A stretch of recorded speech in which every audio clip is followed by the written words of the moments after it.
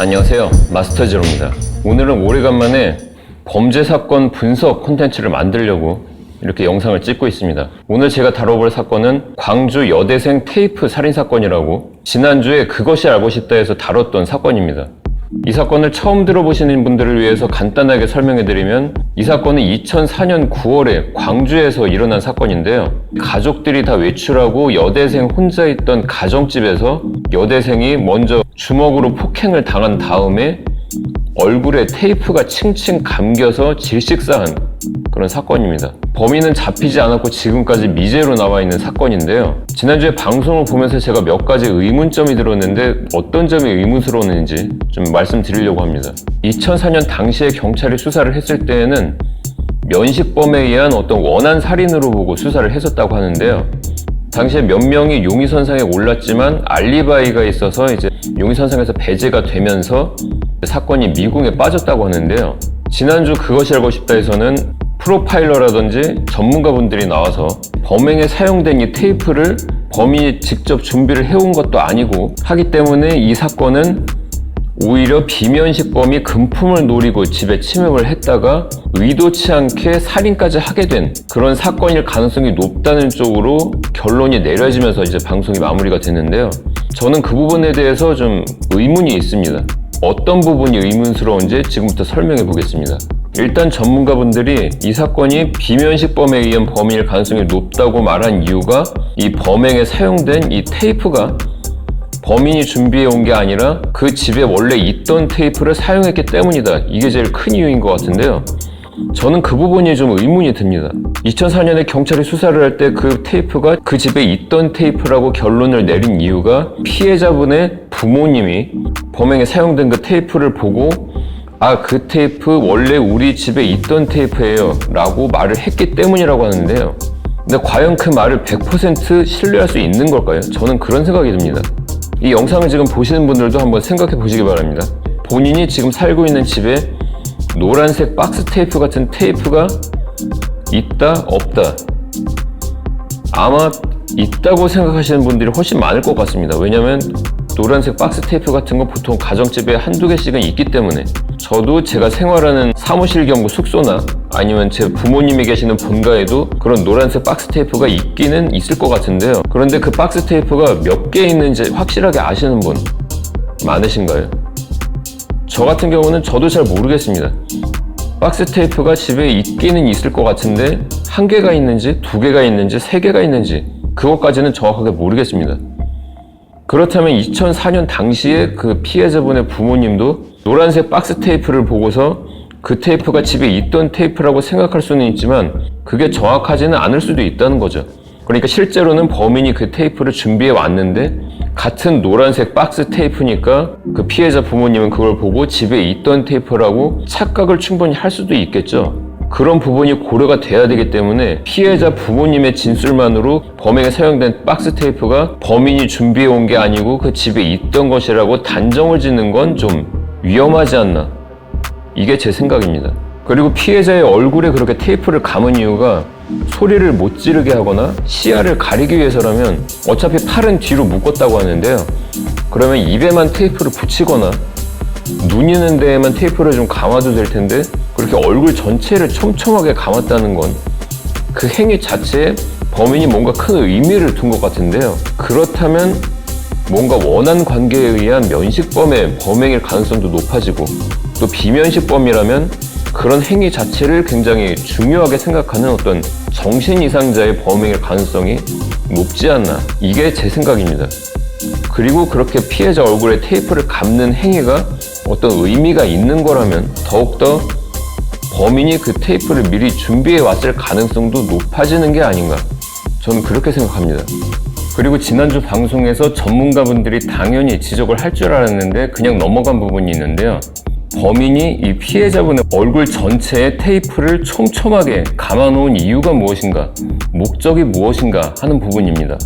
이 피해자의 사체를 제일 처음 발견한 피해자의 어머니나 현장에서 사체를 수습한 구급대원분도 테이프가 굉장히 정교하게 촘촘하게 얼굴 전체에 감겨져 있었다고 진술을 했는데요. 사람 얼굴에 그렇게 테이프를 촘촘하게 정교하게 감는 건 굉장히 어려운 일입니다.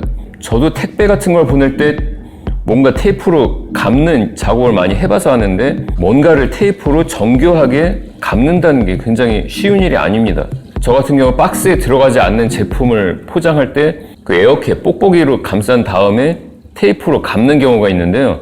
그렇게 제품을 포장할 때 감을 때에도 이 테이프가 들러붙기 때문에 정교하게 감는 건 사실 쉬운 일이 아닙니다. 그런데 만약에 의식이 있는 사람의 얼굴에 테이프를 감는다. 그건 굉장히 어려운 일이라고 생각되는데요. 사람이 의식이 조금이라도 있다면 자기 얼굴에 테이프 같은 걸 감으면 당연히 머리를 움직이겠죠. 사람이 머리를 움직이는 상태에서 테이프를 정교하게 감는다는 건 사실 거의 불가능할 것 같습니다. 그렇기 때문에 범인이 피해자의 얼굴에 테이프를 감을 때 피해자의 의식이 없었을 가능성이 굉장히 높습니다.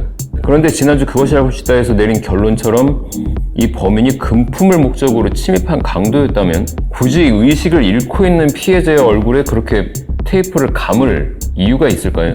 이 사건이 만약에 비면식범의 금품을 노린 범행이었다면 피해자가 이미 의식을 잃고 있는 상황에서 빨리 돈이나 어떤 돈이 될 만한 물건을 챙겨서 나가는 게 우선이었을 것 같은데요. 그렇기 때문에 저는 이 사건이 면식범에 의한 어떤 원한 살인에 가까워 보인다는 느낌을 받았고요. 만약에 비면식범인데 그렇게 피해자의 얼굴에 테이프를 촘촘하게 감았다면 정신 이상자일 가능성이 굉장히 높다. 전 이렇게 생각합니다. 그래서 결론적으로 비면식범의 범행이라면 정신 이상자 범인의 단독 범행일 가능성이 높고, 그리고 면식범에 의한 원한 살인일 가능성도 배제해서는 안 된다고 저는 생각합니다. 그리고 방송을 보면서 제가 가졌던 의문점 중에 또 중요한 게 뭐냐면, 사건 당일에 그 아파트 안에서 서성거리는 어떤 남자 한 명이 있었는데요. 신문지를 옆구리에 끼고 있었고 모자를 쓰고 있었다는 그 남자 한 명을 그 피해자분의 집 바로 윗집에 사는 주민분이 인터폰 화면을 통해서 봤고, 또 다른 주민이 1층에서 그 남자를 직접 마주쳤다고 하는데요. 그렇다면 충분히 어떤 몽타주가 나올 수 있지 않았을까요? 그동안 제가 그것이 알고 싶다를 굉장히 많이 봤는데 보통 이 정도면 몽타주가 나오고, 또 어떤 사건에서는 용의자를 스쳐 지나가면서 얼핏 봤던 사람까지 어떤 최면요법을 통해서 다시 떠올리게 해서까지 이렇게 몽타주를 만들어냈던 사건도 있었던 것 같은데요, 제 기억에. 그런데 이 사건에서 벌써 이렇게 2명이나 목격을 했는데 왜 몽타주 작업을 하지 않았는지, 그 부분이 저는 좀 많이 의문이 들었습니다. 그래서 몽타주를 만들 수 있다면 다시 그 용의선상에 올랐던 사람들 위주로 해서 얼굴 대조를 해보면 더 수사가 진전될 수 있지도 않나, 좀 그런 생각이 들었습니다. 마지막으로 또 제가 방송을 보면서 의문이 들었던 건 2004년 당시에 경찰이 수사를 할 때 용의선상에 올랐던 인물이 몇 명이 있었는데 주로 알리바이에 의해서 이렇게 용의선상에서 배제가 됐다고 하는데요. 배제하는 기준이 좀 모호하지 않았나, 좀 기준이 좀 약하지 않았나, 좀 그런 생각이 들었습니다. 예를 들어서 어떤 분이 사건 추정 시간대에 어떤 그림을 그리고 있었고, 어떤 사람이 이렇게 그 사람이 그림을 그리기 시작하는 걸 봤고 몇 시간 뒤에 다시 돌아와서 보니까 그림이 다 완성이 돼 있었다. 그렇기 때문에 이 사람은 그 시간대에 그림을 계속 그리고 있었기 때문에 용의선상에서 배제했다, 이런 얘기가 있었는데요. 뭐 그분이 그래서 꼭 범인이라는 건 아니지만 알리바이를 인정하는 데 있어서 좀 그림은 좀 약한지 않을까요? 저는 좀 그런 생각이 들었는데요. 예를 들어서 그림을 그리는데 오래 걸리는 사람도 있고 또 굉장히 빨리 그리는 사람도 있을 수 있겠죠. 예를 들어서 대학로 같은 데서 돈 받고 이렇게 초상화 그려주시는 분들, 그런 분들도 보통은 초상화 하나 제대로 그리려면 몇 시간이 걸리는데 그렇게 대학로에서 돈 받고 그려주시는 분들은 몇 분밖에 안 걸리는 걸로 알고 있습니다. 그 정도로 그림 그리는 속도는 사람에 따라서 이렇게 편차가 클 수 있기 때문에 그거 가지고 이렇게 배제를 했다, 그건 좀 기준이 좀 약한 거 아닌가, 그런 생각이 좀 들었고요. 그리고 극단적인 경우에는 같은 그림을 미리 하나 준비를 해놓으면 어떻게 되는 거죠? 물론 좀 이건 극단적인 상상일 수도 있지만 사실 가능은 한 얘기죠. 그렇기 때문에 그 사람을 어떤 시간대에 계속 같이 있었던 게 아니고 그림을 그리기 시작할 때 보고 그림을 다 완성하고 나서 몇 시간 뒤에 봤다고 해서 그걸 알리바이로 인정을 해준다는 건 좀 아니지 않나, 좀 그런 생각이 저는 들었고요.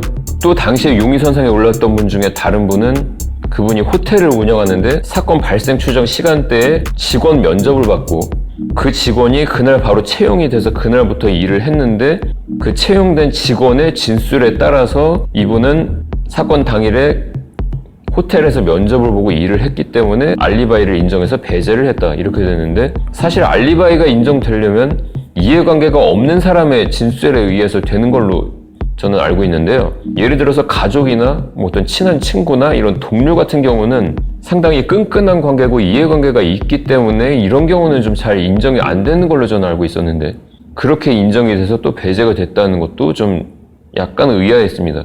물론 그렇다고 해서 꼭 이분이 뭐 범인이라는 건 아니지만 약간 그 알리바이 인정 기준이 좀 모호하거나 좀 기준이 약했던 거 아닌가, 좀 그런 느낌이 좀 전 개인적으로 들었습니다. 마지막으로 다시 정리를 해보자면, 만약에 제가 다시 이 미제 사건을 조사를 한다면 그 테이프의 출처가 그 집에 있었던 것이 확실한지 이것부터 다시 어떻게 확인을 해야 될 것 같고요. 그리고 사건 당일에 그 신문지를 낀 남자를 목격했다는 그 두 분을 통해서 몽타주를 작성해야 되는 게 아닌가, 그런 생각이 들었습니다. 그리고 한 가지 더 얘기하자면, 그날 그 남자 한 명 외에도 스포츠 머리를 한 남자 2명이 사건 당일에 그 아파트 계단이나 복도에서 서성이는 걸 주민들이 봤고, 그 남자 2명도 좀 의심스럽다 이런 내용도 있었는데요. 제가 생각했을 때에는 그 남자 2명은 비면식범이라면 이렇게 테이프를 얼굴에 칭칭 감은 이런 행위를 한 걸로 봤을 때 정신 이상자일 가능성이 높은데요. 2명이 다 정신 이상자라서 2명이 같이 그런 비상식적인 행동을 한다는 건 좀 가능성이 떨어지기 때문에 그 남자 2명보다는 신문지를 옆구리에 끼고 있었던 그 남자 1명, 비면식범이 범인이라면 그 혼자 있었던 그 남자 쪽이 훨씬 더 가능성이 높지 않나, 그런 생각이 듭니다. 그래서 다시 한번 정리를 하자면, 그 테이프의 출처와 그 신문지를 옆구리에 낀 남자의 몽타주, 제가 만약에 이 사건을 조사를 한다면 그 두 가지가 좀 중요한 포인트가 아닌가, 그런 생각이 듭니다. 저번에 제가 콘텐츠를 통해서 제가 지금 사설탐정 자격증 시험을 준비 중이라고 말씀드렸는데요. 방송이나 뭐 유튜브나 이런 데에서 다뤄지는 어떤 미스터리한 사건이 있으면 그 사건에 대해서 저 나름대로 다시 분석을 해보는 이런 콘텐츠라든지, 범죄의 피해자가 되지 않기 위해서 범죄를 미리 예방할 수 있는 어떤 팁이라든지 그런 것들에 대한 콘텐츠를 앞으로 많이 만들어 보도록 하겠습니다. 그럼 오늘 영상 재밌게 보셨다면 구독, 좋아요 잊지 마시고요. 저는 다음에 더 좋은 내용으로 찾아뵙겠습니다. 감사합니다.